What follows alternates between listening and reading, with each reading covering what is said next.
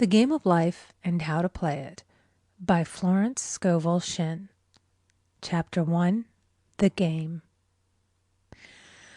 Most people consider life a battle, but it is not a battle, it is a game.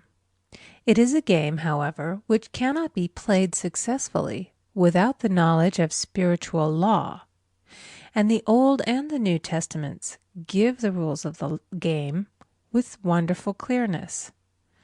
Jesus Christ taught that it was a great game of giving and receiving. Whatsoever a man soweth, that shall he also reap. This means that whatever man sends out in word or deed will return to him. What he gives, he will receive. If he gives hate, he will receive hate. If he gives love, he will receive love. If he gives criticism, he will receive criticism. If he lies, he will be lied to. If he cheats, he will be cheated. We are taught also that the imaging faculty plays a leading part in the game of life. Keep thy heart, or imagination, with all diligence, for out of it are the issues of life. Proverbs 4:23.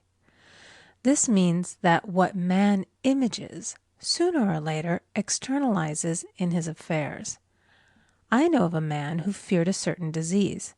It was a very rare disease and difficult to get, but he pictured it continually and read about it until it manifested in his body, and he died, the victim of distorted imagination. So we see, to play successfully the game of life, we must train the imaging faculty. A person with an imaging faculty trained to image only good brings into his life every righteous desire of his heart. Health, wealth, love, friends, perfect self-expression, his highest ideals. The imagination has been called the scissors of the mind, and it is ever cutting, day by day, the pictures man sees there, and sooner or later he meets his own creations in his outer world. To train the imagination successfully, man must understand the workings of his mind. The Greeks said, "Know thyself." There are three departments of the mind: the subconscious, conscious, and superconscious. The subconscious is simply power without direction. It is like steam or electricity, and it does what it is directed to. It has no power of induction. Whatever man feels deeply or images clearly is impressed upon the subconscious mind and carried out in minutest detail. For example, a woman I know, when a child, always made believe she was a widow. She dressed up in black clothes and wore a long black veil, and people thought she was very clever and amusing. She grew up and married a man with whom she was deeply in love. In a short time he died, and she wore black and a sweeping veil for many years. The picture of herself as a widow was so impressed upon the subconscious mind, and in due time worked itself out regardless of the havoc created. The conscious mind has been called mortal or carnal mind. It is the human mind and sees life as it appears to be. It sees death, disaster, sickness, poverty, and limitation of every kind, and it impresses the subconscious. The superconscious mind is the God mind within each man and is the realm of perfect ideas. In it is the perfect pattern spoken of by Plato, the divine design, for there is a divine design for each person. There is a place that you are to fill and no one else can fill, something you are to do which no one else can do. There is a perfect picture of this in the superconscious mind. It usually flashes across the conscious as an unattainable ideal, something too good to be true. In reality, it is man's true destiny, or destination, flashed to him from the infinite intelligence which is within himself. Many people, however, are in ignorance of their true destinies and are striving for things and situations which do not belong to them and would only bring failure and dissatisfaction if attained. For example, a woman came to me and asked me to speak the word that she would marry a certain man with whom she was very much in love. She called him A.B. I replied that this would be a violation of spiritual law, but that I would speak the word for the right man, the divine selection, the man who belonged to her by divine right. I added, if A.B. is the right man, you can't lose him, and if he isn't, you will receive his equivalent. She saw A.B. frequently, but no headway was made in their friendship. One evening she called and said, "Do you know, for the last week A.B. hasn't seemed so wonderful to me." I replied, "Maybe he is not the divine selection. Another man may be the right one." Soon after that she met another man who fell in love with her at once and who said she was his ideal. In fact, he said all the things that she had always wished A.B. would say to her. She remarked, it was quite uncanny. She soon returned to his love and lost all interest in A.B. This shows the law of substitution. A right idea was substituted for a wrong one. Therefore, there was no loss or sacrifice involved.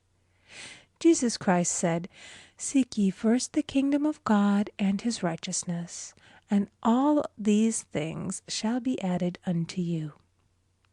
And he said the kingdom was within man. The kingdom is the realm of right ideas, or the divine pattern. Jesus Christ taught that man's words played a leading part in the game of life. By your words ye are justified, and by your words ye are condemned. Many people have brought disaster into their lives through idle words. For example, a woman once asked me why her life was now one of poverty, of limitation. Formerly she had a home, was surrounded by beautiful things, and had plenty of money.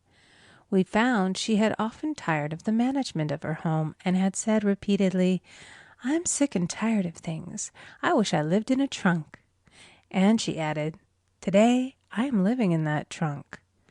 She had spoken herself into a trunk. The subconscious mind has no sense of humor, and people often joke themselves into unhappy experiences. For example, a woman who had a great deal of money joked continually about getting ready for the poorhouse. In a few years she was almost destitute, having impressed the subconscious mind with a picture of lack and limitation. Fortunately, the law works both ways, and a situation of lack may be changed to one of plenty. For example, a woman came to me one hot summer's day for a treatment for prosperity. She was worn out, dejected, and discouraged. She said she possessed just $8 in the world. I said, "Good, we'll bless the $8 and multiply them as Jesus Christ multiplied the loaves and the fishes." For he taught that every man had the power to bless and to multiply, to heal and to prosper. She said, "What shall I do next?" I replied, "Follow intuition. Have you a hunch to do anything or to go anywhere?" Intuition means intuition, or to be taught from within.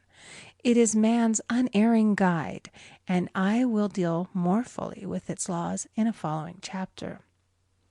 The woman replied, "I don't know. I seem to have a hunch to go home. I've just enough money for car fare."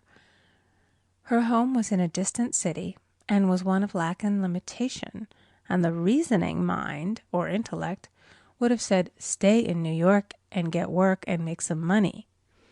I replied, "Then go home. Never violate a hunch." I spoke the following words for her. "Infinite Spirit, open the way for great abundance for She is an irresistible magnet for all that belongs to her by divine right." I told her to repeat it continually also. She left for home immediately. In calling on a woman one day, she linked up with an old friend of her family. Through this friend, she received thousands of dollars in a most miraculous way. She has said to me often, "Tell people about the woman who came to you with $8 and a hunch." There is always plenty on man's pathway, but it can only be brought into manifestation through desire, faith, or the spoken word.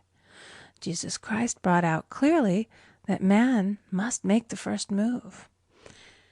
Ask, and it shall be given to you. Seek, and ye shall find. Knock, and it shall be opened unto you. Matthew 7:7. In the Scriptures we read, "Concerning the works of my hands, command ye me." Infinite intelligence, God, is ever ready to carry out man's smallest or greatest demands. Every desire, uttered or unexpressed, is a demand. We are often startled by having a wish suddenly fulfilled. For example, one Easter, having seen many beautiful rose trees in the florist's windows, I wished I would receive one, and for an instant saw it mentally being carried in the door. Easter came, and with it a beautiful rose tree. I thanked my friend the following day and told her it was just what I had wanted. She replied, "I didn't send you a rose tree. I sent you lilies." The man had mixed the order and sent me a rose tree simply because I had started the law in action and I had to have a rose tree.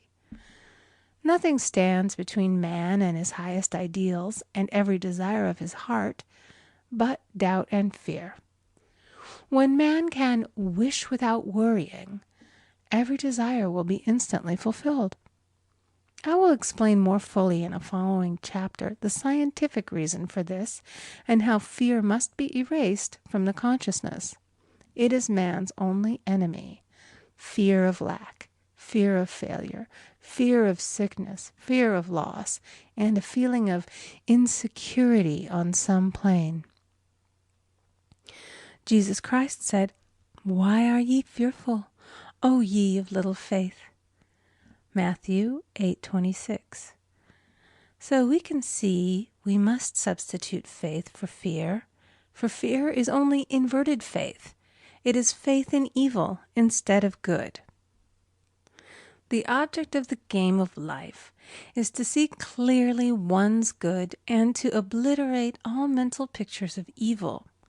This must be done by impressing the subconscious mind with a realization of good. A very brilliant man who has attained great success told me he had suddenly erased all fear from his consciousness by reading a sign which hung in a room. He saw printed in large letters this statement: "Why worry? It will probably never happen." These words were stamped indelibly upon his subconscious mind, and he now has a firm conviction that only good can come into his life, and therefore only good can manifest. In the following chapter, I will deal with the different methods of impressing the subconscious mind. It is man's faithful servant, but one must be careful to give it the right orders. Man has ever a silent listener at his side, his subconscious mind. Every thought, every word is impressed upon it and carried out in amazing detail. It is like a singer making a record on the sensitive disc of the phonographic plate. Every note and tone of the singer's voice is registered. If he coughs or hesitates, it is registered also.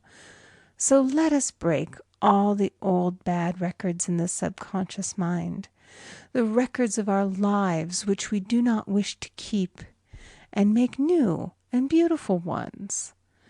Speak these words aloud with power and conviction. I now smash and demolish by my spoken word every untrue record in my subconscious mind. They shall return to the dust heap of their native nothingness, for they came from my own vain imaginings. I now make my perfect records through the Christ within, the records of health, wealth, love, and perfect self-expression. This is the square of life, the game completed. In the following chapters, I will show how man can change his conditions by changing his words. Any man who does not know the power of the word is behind the times. Death and life are in the power of the tongue. Proverbs 18:21. End of chapter 1.